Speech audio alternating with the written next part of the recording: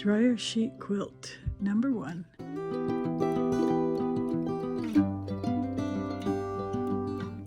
Alright. A little barn here.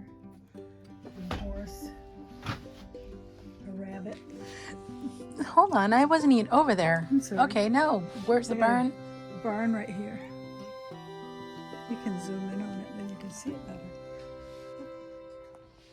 And a rabbit. A lion. What else? Strawberry shortcake. That's an old one. Bumblebees. Another lion. A weird colored one. Oh. Orange. Whatever. Just all kinds of pretty fabric scraps. Yeah.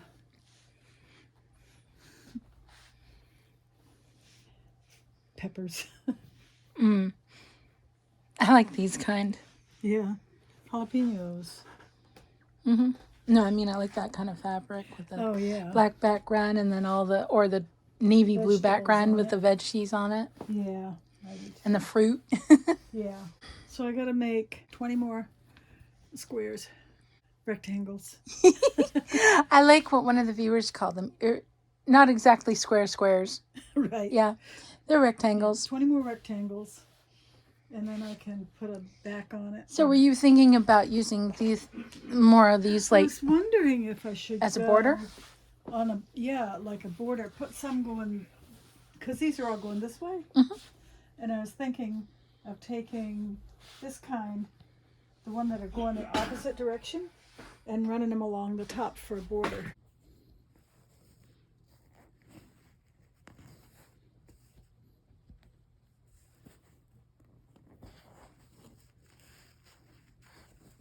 And I've got 2 squares finished. So every time I add a piece, bring it back to the iron board and press some more so the pieces come out smooth and pretty.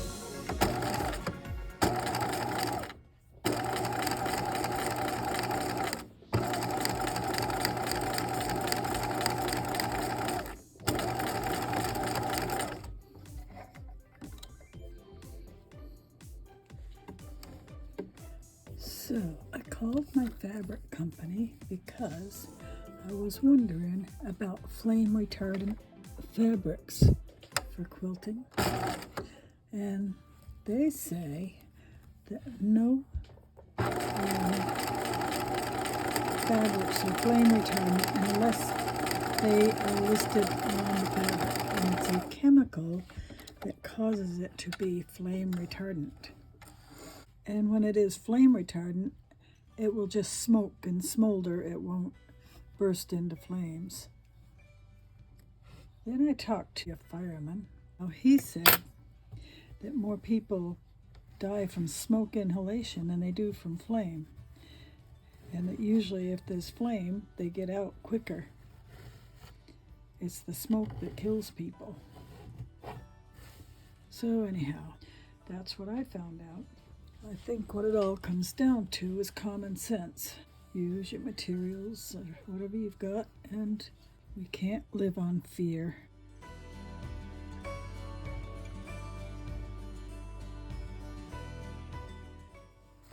Time to press.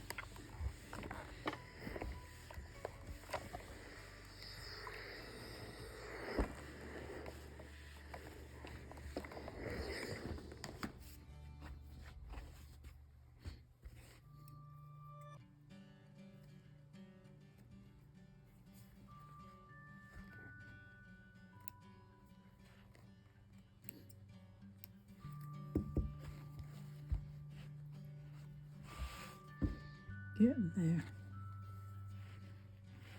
Maybe I'll just add that to it. That's cute.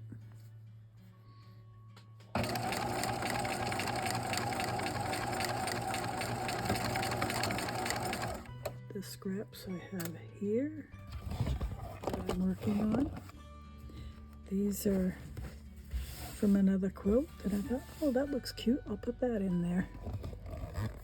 So that's what I'm doing there.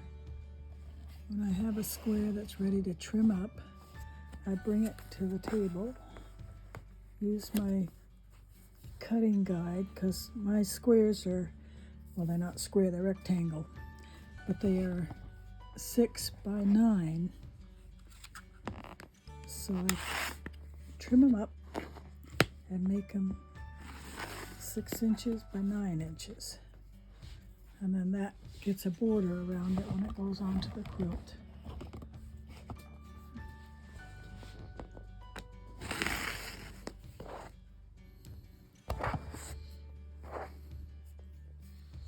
And I just turn it around and cut the other 2 sides, making sure that it's at the 9 mark, making sure that it's square on there. Sometimes this cutter doesn't cut completely through, probably because the blade's getting dull. Guess I'll have to sharpen them again. And there we have it. The square done. I think it looks quite pretty. Like that one. This is my border. It goes between each square. So I have some pre-cut, and I'm going to put one on the top and one on the bottom of this square. And then the next squares that go either side of it, it'll already be on there.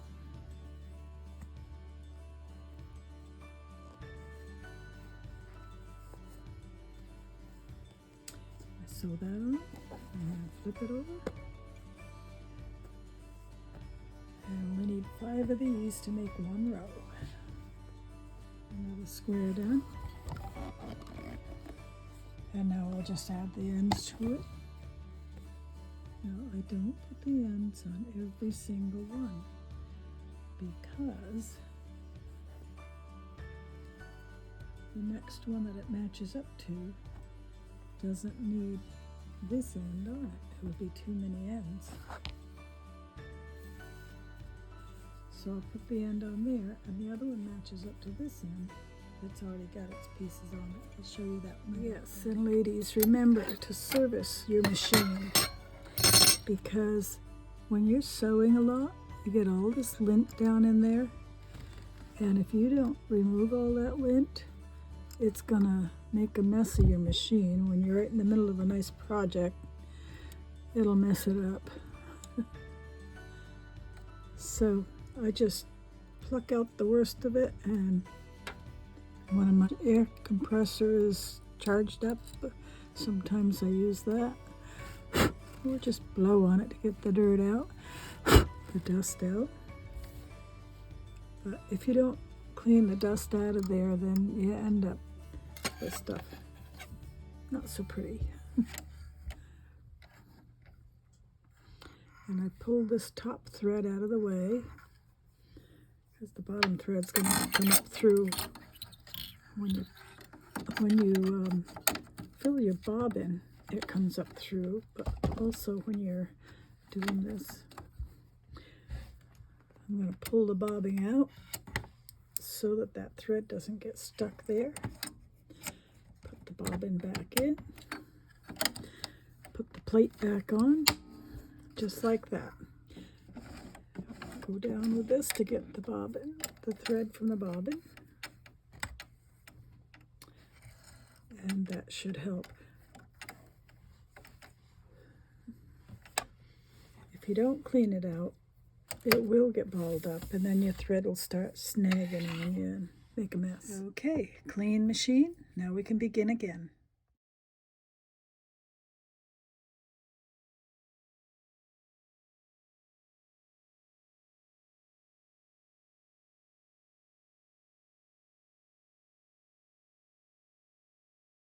take the long strip of blue and put it between these two.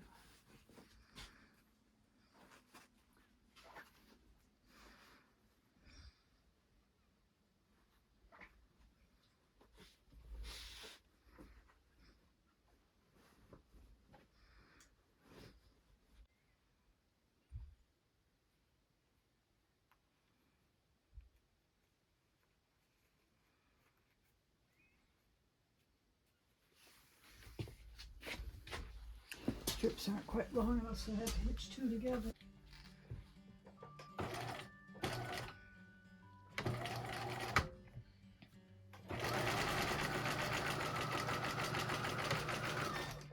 Machine is loud.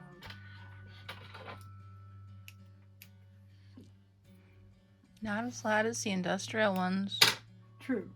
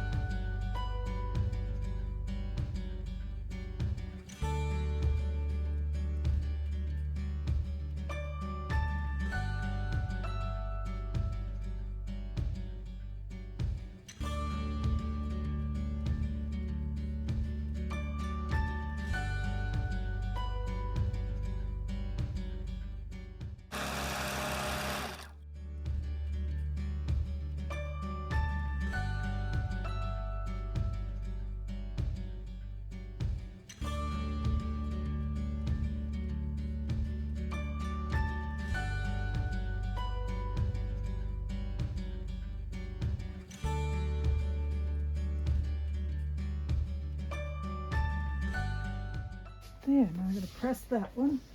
I think I got to do one more row.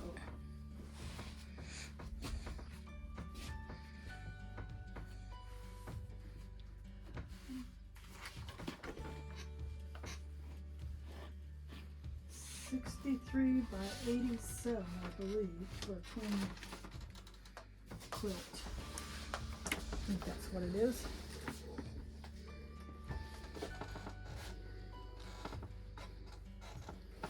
So I'll measure this and see how big I got it. Unplug the iron first.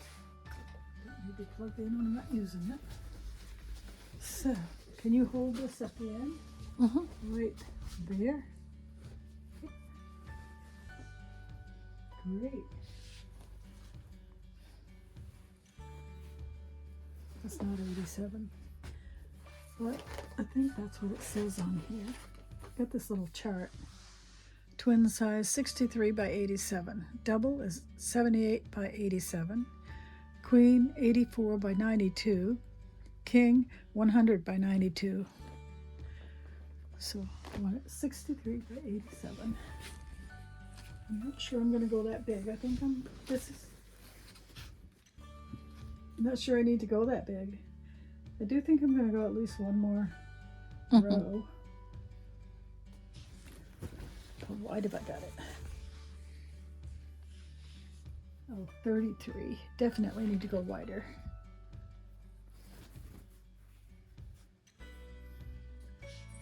So I'm at basically half the width it needs to be. This right here. Yeah. I even did the one that you did. I got that on there somewhere, or down on the bottom down there. Okay. So, yeah, I need to make 3, 4, 5 more panels. 5. Yeah.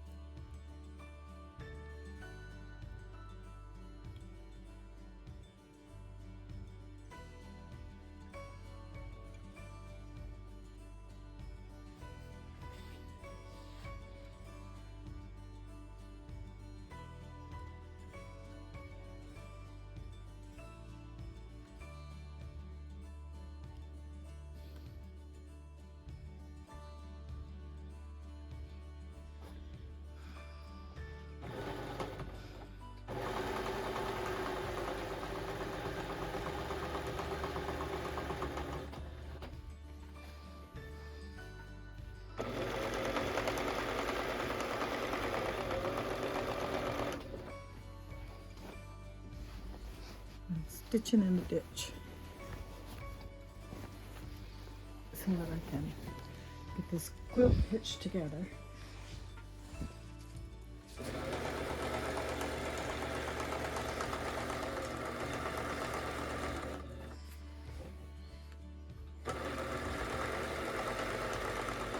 You wanted me to let the viewers know that you do take the dryer sheet off the back, right? Yes, I do. After you're done. Yeah, I just use it for a stabilizer to get it stitched together.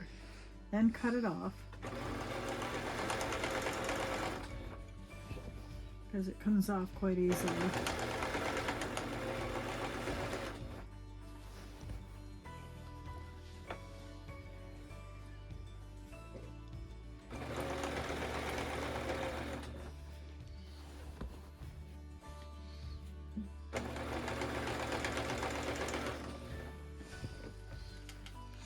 Wow, it tries to wrinkle up on me, and I don't like that.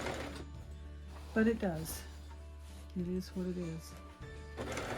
A lot of people have these fancy quilters sewing machines that have this big platform like on the...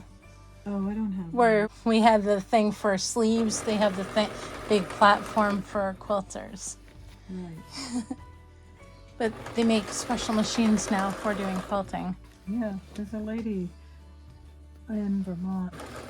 She's in Fairleigh, and she does quilting on a machine. People can take their quilts to her and have them professionally done. She does a beautiful job.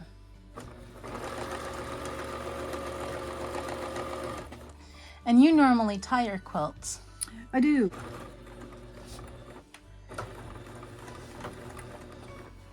And the last time I did a quilt for a child, I've never done this type of quilting for a child ever. I did one in king size, and You won an award, yeah. Yeah, I'm gonna lay this out of it on Yep. there. That was at the county fair. Yeah, it was. So one end now, I've got to stitch the pieces together where I turned it right side out. Yep. Right along here. I'm gonna put a blind stitch along here.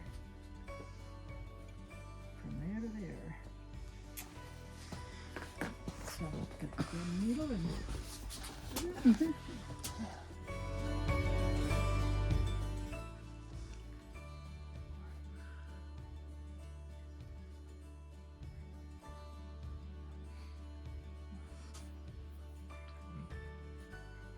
See what it yields. check this out, Erin. What do you think of this? She took all the, after she stitched it together, each square, or as one of my viewers calls them, rectangles, and they're right, she had removed the dryer sheet from the back of them. Quite easy to do. Something I never thought of doing, but all I works ever good do... as a stabilizer, the dryer sheets work Yeah. good for getting all the pieces in. But I didn't want to leave them there. I never thought of them being flammable when I started using them, and I proved quite well that they are flammable. And so I don't want them in a quilt. But I'll make a quilt using them for a stabilizer. And then, like this one, like this square, I turn it over, and there's the dryer sheet right there, and I can cut it off without hurting my quilt. So I take it you found the dryer sheet this morning that I put in here? no, No. yeah, I did actually. Not me. No, I we did. were referring to a test we did on a Dryer video sheets. that I posted last Friday. Right, and the one that she posted last Friday, it showed that I rewatched it, and it showed that the dryer sheet was indeed flammable. It was. So I wanted to get rid of them out of the quilt, but that's how I stabilize the quilt and get it put together. So I wanted to figure a way to do it. So this is what I did. Take these dryer sheets, use them for putting them together, and then cut them right on the seam and get rid of them. Had an extra flap of fabric there, so it didn't hurt that I cut it. You know, I found that and I was like, as I was doing my laundry last night, I was like, yep. I can tell someone put a dryer sheet in there. I usually do. Yeah. I don't like static electricity in my clothing, Neither do I. and that's why I use a dryer sheet. Some If people, there's another way to do it, Yeah. I would like to find out how it is. please comment down below. Let us know if Definitely. there are other ways to get static out of your laundry when it goes through the dryer other than a dryer sheet. Yeah, because if there is, I would like to try that. Me too. Although I don't want to buy a product unless I know for sure it's going to work. Well, I think They have like dryer balls, not dryer sheet. They no, have dryer they're balls. the same as a dryer sheet. They still got a chemical in it, but I wonder if vinegar would work I don't know. I sometimes Vinegar use works for vinegar in hair. my. for shampoo. I use vinegar as a. Yeah, I've used it as a conditioner. I also use it as a fabric softener sometimes. That's what I was just talking about. So, Fabric softeners. I mean, in place of my fabric. I don't know how good it does to get rid of the static, is what I'm saying. Oh, okay. But Yeah. I do know that it's fine with putting in your laundry. Mm-hmm. Yeah. Yeah, I'm getting to try dryer balls. Well, thing is, I'm trying to go as least expense as possible. Yeah. So the reason I got dryer sheets again, Dollar Tree for $1.25, you can get 40 or 60 loads of dryer sheets. There. Now they're done. That's cool. Yeah. Thanks. It works really well. Yeah. That way, and See, every time I've done the dryer sheet quilting, the funny thing is I've never used them for my own products. I've always handed them to you for products you were doing with your students. that's true. So I never got to enjoy seeing whatever you did with the other side, if you did anything or anything like that. I don't have any students anymore. I know. Everybody's grown up. I've retired. When I'm done with this, I'm going to go through my scraps where I've gotten several quilts that I've made and I've had leftover squares. Take them and put them all in the same quilt. Excuse me while I shove my camera up your nose. Oh, pain. Oh, my knee.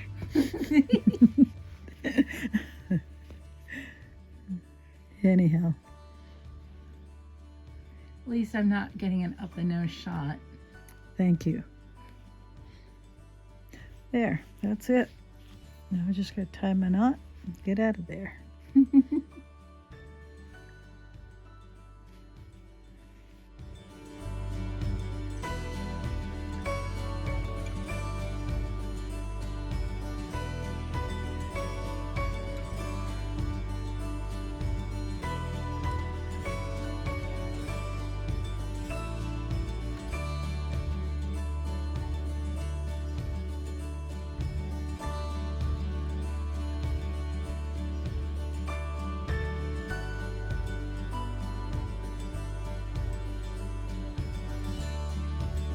The way I learned how to do it was you go like you're starting to tie your shoe